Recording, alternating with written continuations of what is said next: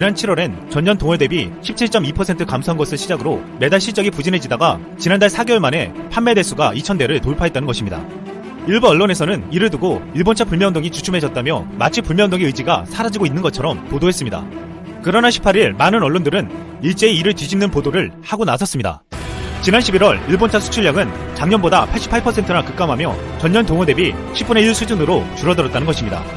일본차들은 대대적인 마케팅과 폭탄 세일을 해봤지만 결국 참혹한 결과를 받아들이게 되었습니다. 일부 언론들이 일본차 불매운동이 식었다는 보도를 했지만 사실이 아니었습니다. 권영주 국민대 교수는 지난 17일 MBC 라디오 김종배의 시선집중에 출연해 이렇게 말했습니다. 일본차는 여전히 불매운동으로 인해 판매량이 줄고 있다고 하면서 11월 판매량이 소폭 상승한 것은 비정상적인 판매와 어마어마한 할인이 그 원인이라고 지적했습니다. 일본차는 동급의 국산차보다 저렴하고 어떤 차종은 심지어 1,500만원까지 깎아줬다고 했습니다. 그는 이 같은 할인은 한국에 있는 수입사나 딜러들이 다 부담할 정도가 못되니 일본차 제조사에서 돈을 지원해줘서 이뤄진 것이라고 했습니다.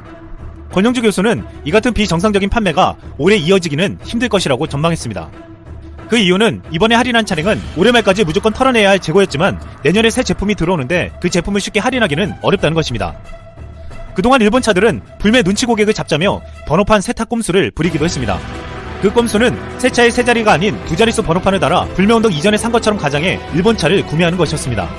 이것은 불매운동 이전에 차를 구매한 것처럼 속여 뒤에 눈총을 받지 않고 차를 사게 만들겠다는 것이었습니다.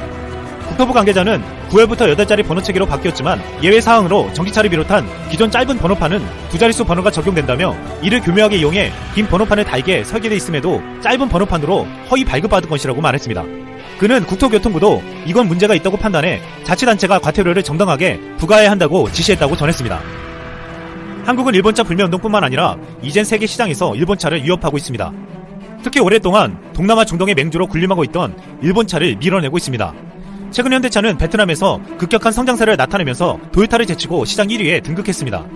지난 16일 베트남 자동차 산업협회에 따르면 현대차는 베트남 시장에서 올해 11월까지 7802대를 판매해 도요타를 제치고 1위에 올랐습니다. 최근 사우디에서도 현대차는 도요타와의 격차를 좁히고 있습니다. 현대차는 지난해 사우디에서 77,332대를 판매해 도요타에 이어 2위를 기록하며 무섭게 추격하고 있습니다. 특히 신형 소나타가 출시 이후 2020 세단 부문 최고차로 선정되며 4,000대 이상 판매되어 뜨거운 인기를 끌고 있습니다. 또한 현대차는 지난달 26일 인도네시아 공장 투자 협약을 체결하면서 아시아 시장 공략에 교두보를 마련했습니다. 지금 놀라운 것은 한국은 일본차 불매운동으로 국내에서 일본차를 몰아내고 있지만 일본이 그동안 잠식한 세계 자동차 시장에서도 밀어내고 있다는 것입니다. 일본 스가 관방장관은 한일 정상회담을 앞두고 한국이 나라와 나라 간의 약속을 지켜야 한다며 똑같은 말을 되풀이했습니다. 최근 스가 관방장관은 일본 관광객까지 줄자 못 먹던 술까지 마시며 관광지 홍보에 열을 올린다는 보도가 나온 바 있습니다. 실제로 11월 방일 한국 관광객은 일본인들의 반응에 대해 알아보았습니다.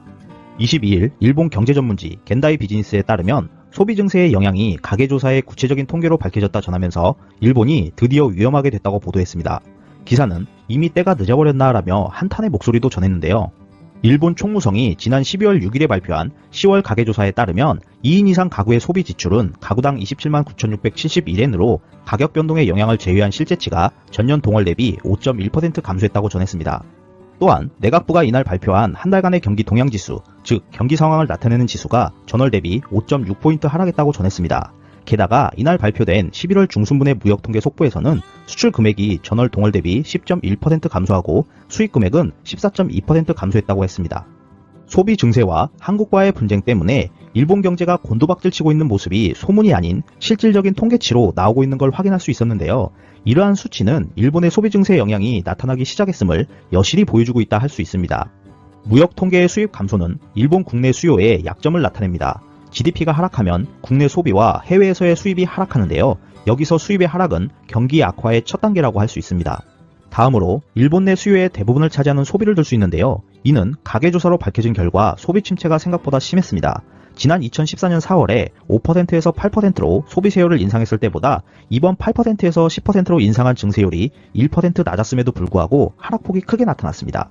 게다가 경기 동행지수의 하락폭은 2011년 3월에 발생한 동일본 대지진 때처럼 심각했다는데요. 기사는 경기를 나타내는 모든 통계 숫자가 악화 상태를 보여주고 있다며 참으로 비참한 상태인 것 같다 전했습니다.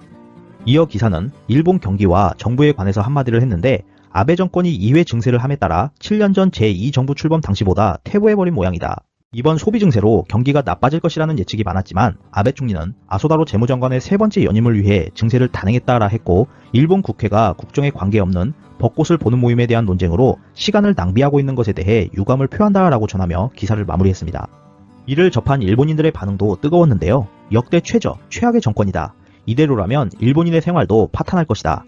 처음부터 알고 있었을 텐데 이거 생각한 사람은 어떻게 책임질 것인가? 지금의 정부는 책임이란 말은 없는 건가?